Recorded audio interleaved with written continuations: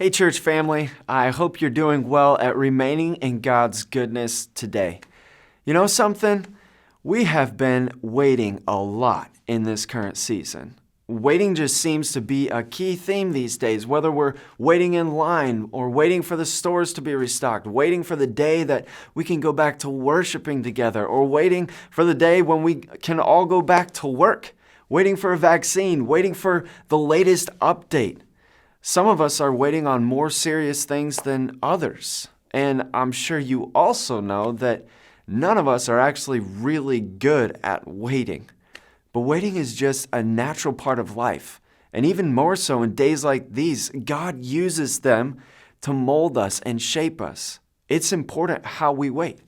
We really have two options when we're in a season of waiting. We can either wait in faith or wait in fear.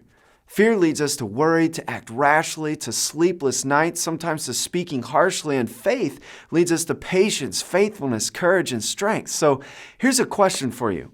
How's your waiting? You know, in the Bible, King David had some intense seasons of waiting too. In fact, in Psalm 27, he writes about one of those seasons. He was having enemies who were after him. He was getting ready to lead his army into battle, and some of the general pressures of just being a king. Can't even imagine. But he was taking them to God, and it was taking time for God to respond and to act. So many things going on around David that were real reasons to become anxious in his waiting. You know, waiting for God to answer us and take over our situation can be a time of great turmoil in our hearts. But here's what David's solution was.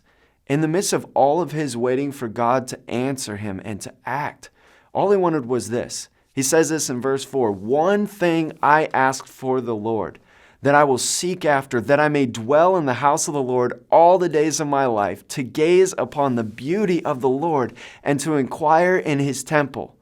Of all the things David could have sought after while waiting in the midst of trying circumstances, he had one desire. That was to be in God's presence and to worship. As he waited on God to act in his situation, he spent time worshiping him. Here's why. When you worship, you recall God's character. You recall what he's done in the past, and you recall what he promises to do in the future. Friend, what you and I need in troubling times when we're waiting is not to think through all the ways we have to fix the problem, or even think about all the possible outcomes. Really, the first thing we might need to do is fall to our knees and worship. Sure, we don't get to worship right now as a church family, but in your daily walk, you can spend time recalling the ways that God has been good to you already and tell him about it. You can spend time praying and singing to him. One of my favorite things to do is to listen to a song that tells me of God's character, and then I meditate on how he has cared for me already. David did this too. He sang at the top of his lungs, and I would encourage you to do the same as you wait on God to answer and make things happen in your life this season.